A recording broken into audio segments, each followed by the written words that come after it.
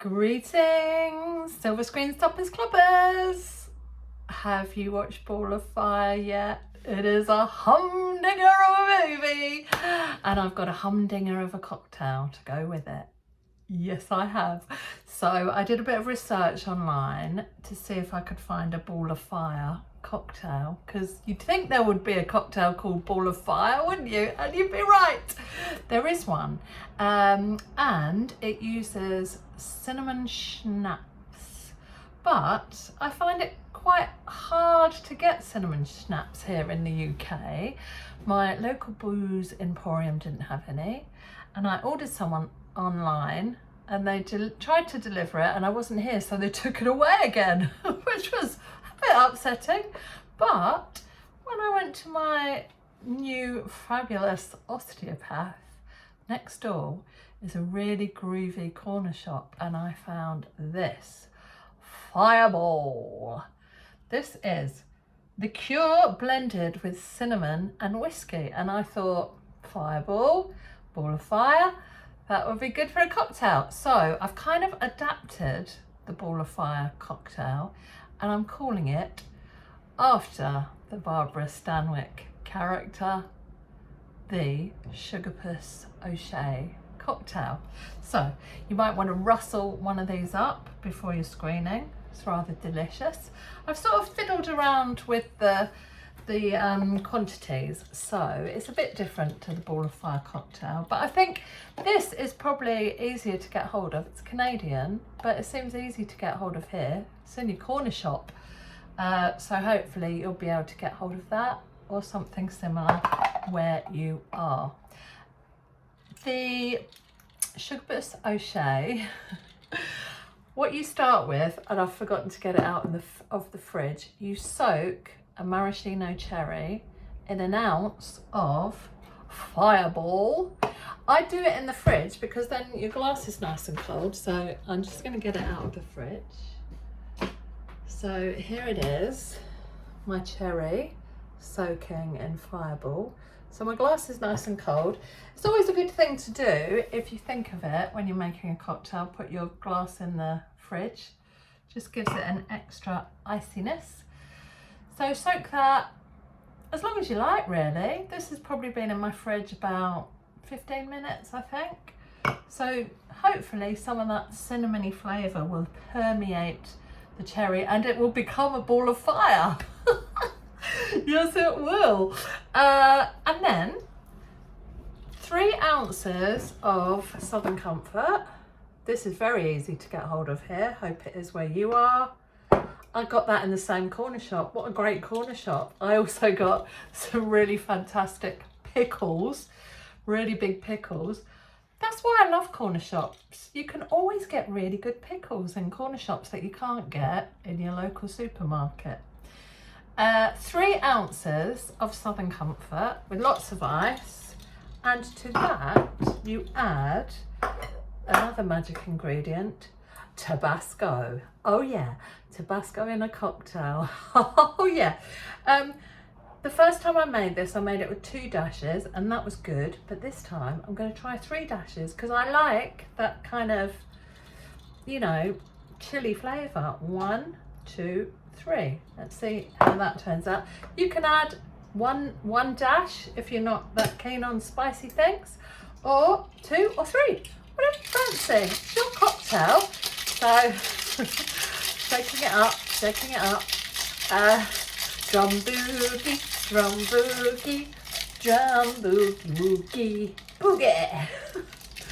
That is such an earworm, isn't it? I'm not much of a dancer, but to be honest, I'm not sure Barbara Stanwyck was either. She doesn't do much dancing, does she? She just kind of sits on the stage and waggles her legs around. I'd do the same. I love this outfit. I was going to wear some sequins this evening, but I couldn't find the dress I wanted to wear that had the sequins on. I don't know where that's gone. Anyway,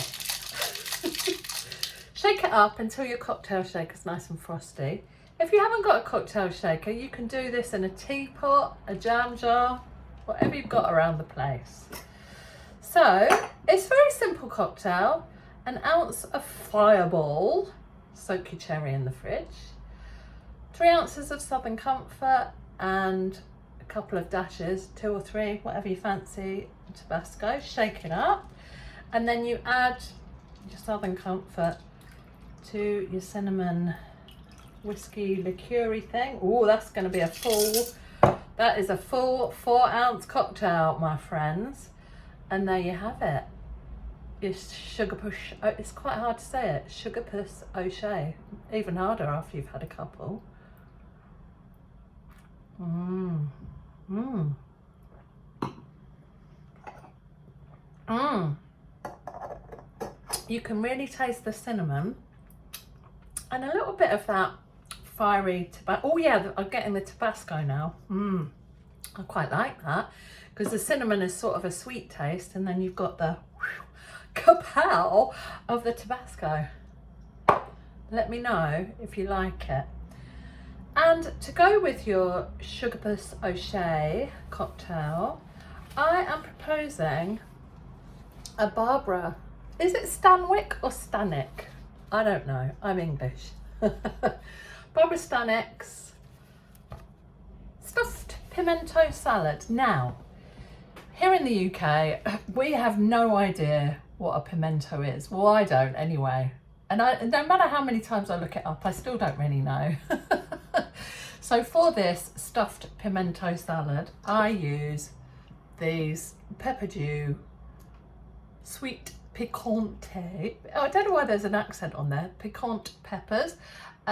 You can get these in my supermarkets here. They are delicious. They're quite spicy as well. So this is a bit of a spicy cocktail, spicy canapé.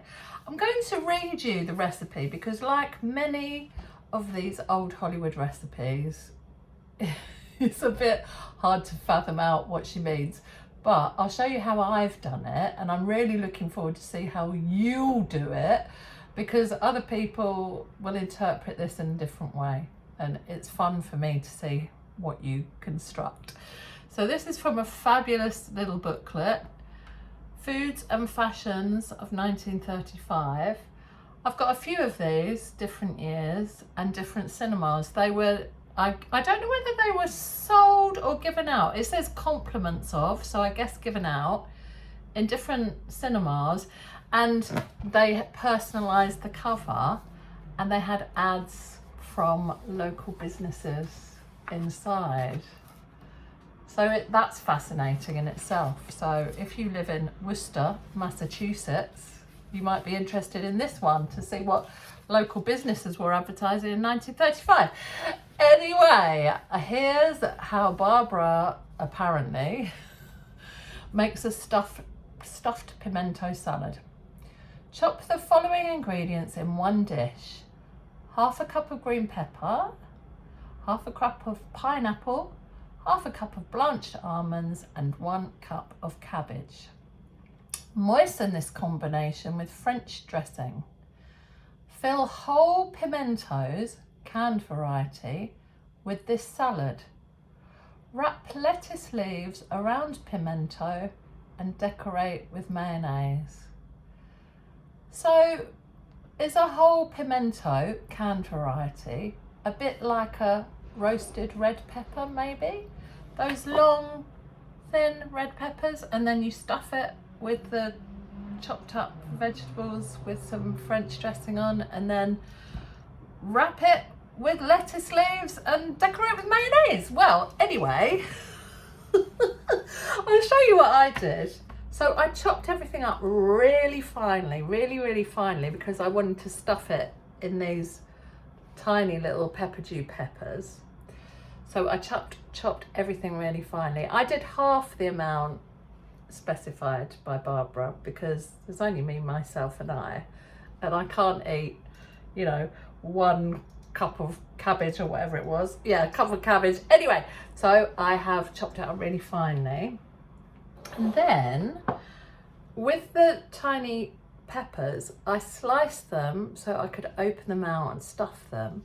And then I put a very thin strip of lettuce around and secured it with toothpicks, and then I put a little dab of mayonnaise on top. Can you see them? So they look quite pretty. They're weird. But then why not have weird canapes with a screening of Ball of Fire? I love Ball of Fire.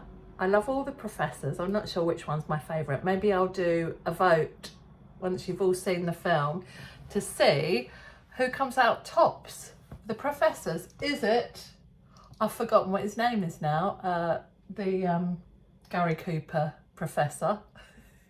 Is he your favourite, or is one of the other lovely learned gentlemen your favourite? Well, maybe we'll have a vote. I hope you'll enjoy making stuffed pimento salad.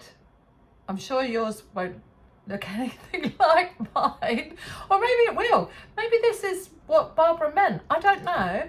But anyway, I was going to read out, to finish with, what it says in the front of this booklet, which I thought was very nice. This booklet is dedicated to the motion picture industry and the stars presented in this book, who bring to the world the best in music, drama, comedy. Their purpose and aim is to bring pleasure and amusement, to lighten the burdens and cares of all people.